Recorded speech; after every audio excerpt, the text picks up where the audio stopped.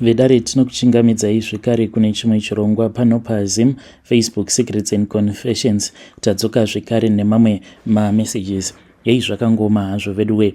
Pane imwe message iyo yandakatumidzirwa ichibva kuna mukoma vedu vanga vachiti kana ndikazokwanisa kunyatsokuwana mukana nenguva ndichazodzoka neconfession yangu, asi chandinoda kungozivisa vedare renyu mukoma ndechekuti violence will never solve anything. Dzimwe nguva zvinenge zviri nani kana ukaona uri pasituation yekuti wakatsamwa and you are being violent to just walk away. Mudzinza rekwedu mukoma kune mweya wemufi, mweya wengozi unonetsa, ende mweya uyu wakatanga kubuda apo patainge tichitori vana vadiki. Hanzi mweya uyu wakatanga kutaura pandiri apo pandainge ndichiri nemakore 5, uye zvekare pane vamwe vafi futi vanotobuda, but ava manje vava kutaura pavana vadiki vakazozvarwa nehanzvadzi dzedu. So mukomanashi, ini yambiro yangu ndeyekuti kune vamwe vanhu kunze uko, you need to be very careful, because munhu haisi huku yekuti unokwanisa kungouraya. Zita rangu ndinoitwa name hidden, uye zvekare ndine makore 32 ekuberekwa. Ndiri kurarama ndiri munomu muHarare. Confession yangu iconfession yekuti inondirwadza, uye zvekare vehukama, even though vachiziva kuti mumhuri mune mweya yengozi, ngozi dzacho dzinototaura kuburikidza neni nevamwe vana vehanzvadzi vanenge vachitotaura kutoti naivowo vari kufanira kuti vange vachiuraya kuitira kuti mweya yevanhu vaya vanenge vapondwa irambe ichingowanda. And I have been trying ever since I was still a young boy to run away, but no matter where I go, mweya uyu unongoramba uchingonditeverera. You see, violence, it runs in our family. Taitoudzwa kutoti sekuru vedu vainge vari munhu uya ainge akatemererwa nyora hanzi dzemangoromera. Vaiva munhu ainge achifarira kurwa kuhondo, vakatoenda, but ndokubva vazotiza mushure mekunge vakonzeresa zvavakakonzeresa kuhondo ikoko. So mushure mekunge vatiza sekuru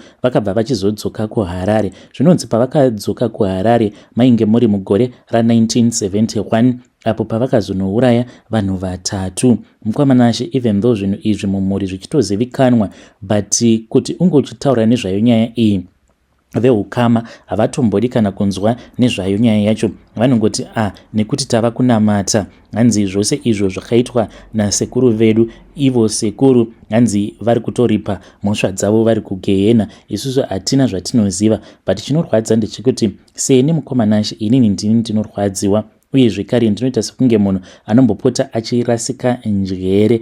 Ende ndinoti paya pandinenge ndichirasika njere, ndinonzwa mavoices anenge achitaura neni. Dzimwe nguva ndinotonzwa voice rasekuru vangu, even though ndisina kumbogara ndakavaziva ivo sekuru, but ndinotovanzwa vachitotaura neni vachindiudza kuuraya kwavakaita vanhu ava. Like ivo sekuru kana vachitaura neni, kana kuti ndikavarota paya, vanotonditi muzukuru, ini vanhu ava handina kuvauraya out of nowhere. Umwe wacho girlfriend yavo vakatoita yekutoteverera mushure mekunge vanzwa kuti girlfriend yavo ainge ava nechimwe chikomba, ndokubva vazonouraya girlfriend. Vakati chikomba chacho ndainge ndichida kuchiuraya, but ndakazotadza kuchiuraya, uye zvekare vabva mukunouraya girlfriend yavo ndopavakabva vazoenda kunonwa doro, ndopavakabva vazonouraya vamwe varume 2. Umwe wacho kana vachitaura neni vanonditi ndakamuuraya nekuda kwekuti ndakatongoona kuti ainge akagara neimwe pfambi yainge yakanaka yandainge ndava nenguva ndichida. Saka pfambi iyoyo hanzi vakazozama kunotaura nayo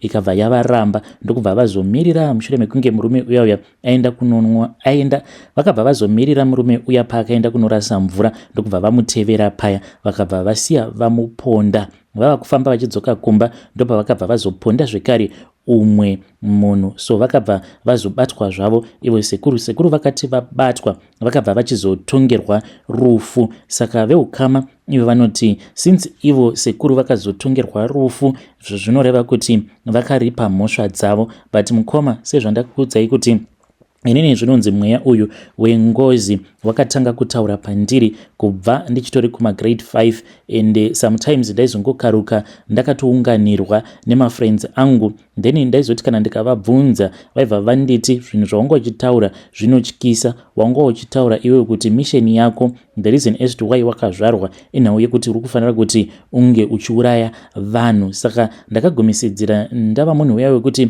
kana mashamwari ndainge ndisisina, because kwainge kusina uyo ainge achida kuriska kuti ange achizova shamwari yangu nezvose izvo zvandainzi ndo zvandaipota ndichitaura. So mukoma ndakabva ndachizotanga kuita zvekusvuta mbanje, nanhasi uno ndinodzisvuta mbanje, but dambudziko riripo nderekuti ndinoti ndikasvuta mbanje kana kunwa doro mukoma dzimwe nguva like pane umwe musi pandakazotozvibvunza kuti kundiri kuitei. This was after ndapinda mutown, ndainge ndakatorohwa zvangu nembanje dzangu, pane zvandainge ndichida mutown. Ndo pandakabva ndazongoona umwe mufesi uyu ndakatomuona achitoburuka kombi, ndikabva ndangonzwa voice rakanditi uyu anofanira kuti ange achifa. Ndakatoudzwa kuti mufesi uyu haana kana mazuva ekuwanda achiri kurarama, saka inini ndiri kufanira kuti ndinge ndichimuuraya, zvichiita sekunge mufesi uyo kwandainge ndichiteverera ainge achazofa rufu runorwadza. Saka yainge iri mission yangu yekuti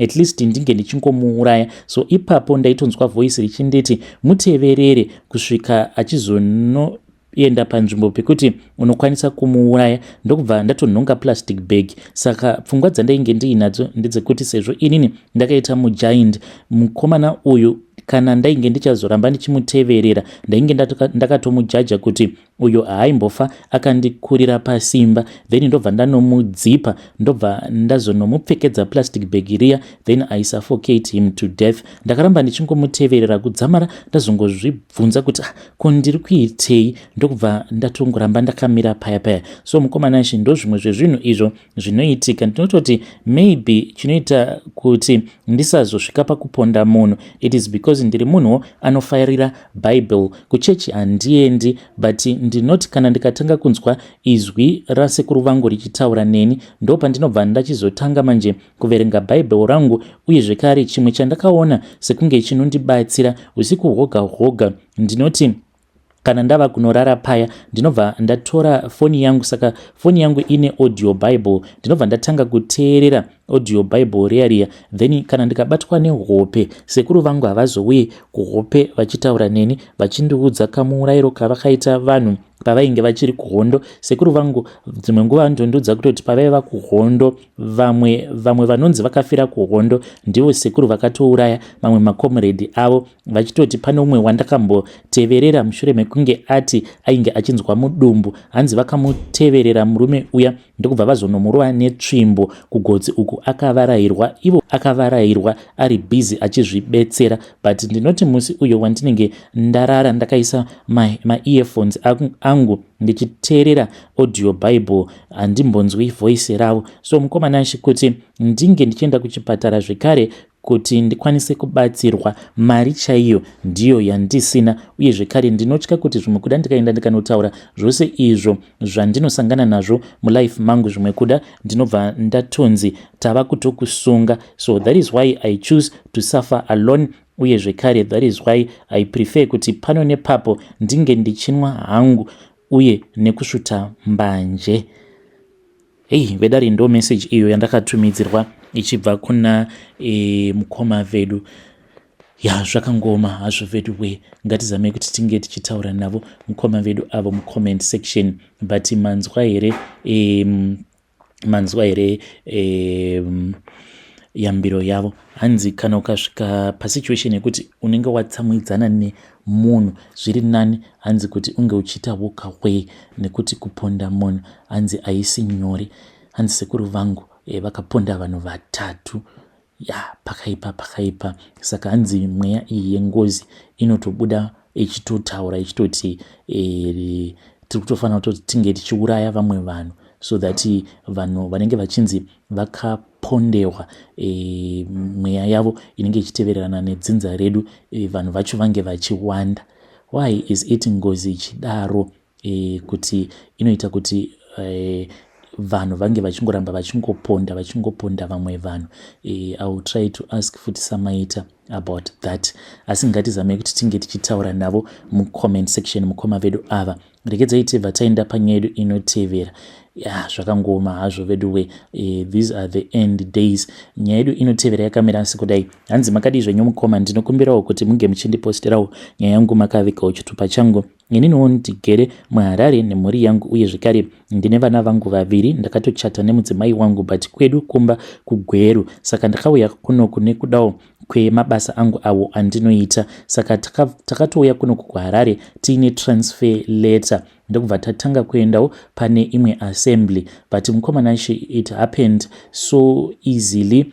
Ndikabva ndatoona kutoti ivo pastor is someone who is attracted to other men. Zvakaitika mukoma ndezvekuti there was this other day takati tichitaura paWhatsApp, all of a sudden vakabva vazondifonera. Saka vakatanga vandifonera, madam vainge vasipo on that night. Ndokubva tatanga kutaura ndichingoti ndiri kungotaurawo nemunhu waMwari, ndiri kutaura nemunhu waMwari. Saka mukuzongoramba tichingotaura paya ndipo pavakabva vazongorequesta kuti ndinge ndichiswitcha to video call. So ndakabva ndazoswitcha to video call ndokubva ndatoona kutoti he was in bed shirtless.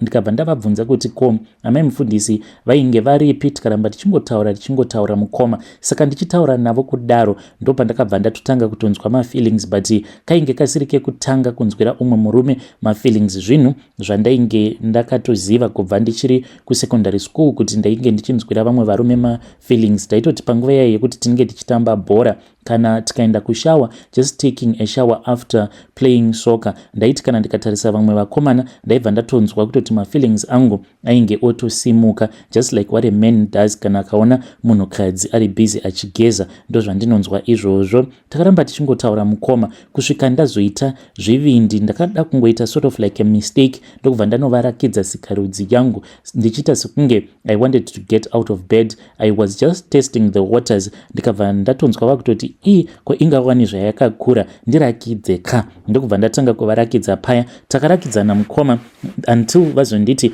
unokwanisa here kuti unge uchiuya kumba kwangu. I then jumped into the car and I drove to the pastor's house. Ndokubva ndasvika vainge vakatondimirira pagedhi mukoma. He could not even wait for me to park the car mukoma. Ndokubva vatotanga kutondipa life bites paya when I was still trying to enter into his yard. Ndokubva ndazopaka motikari paya mukoma. He immediately grabbed me and he went with me in his bedroom. Vakabva vandiudza kuti kana ivo experience vainge vasitomborina, but he had been feeling like that for the longest time. Takabva tatanga kuonawo mavideos tichidzidzisana paya and we enjoyed zvatainge tichiita. Takaita zvinhu izvi usiku hwose. Even the following day takaswera takangovharirana mukoma until when it was late pavakazonditi mudzimai wavo ainge ava munzira achiuya. Mukoma nashi ndakanopesana navo amai mufundisi pagedhi tikatotaura paya. I stopped my car tikakurukura but ivo vainge vasingatombozivi kuti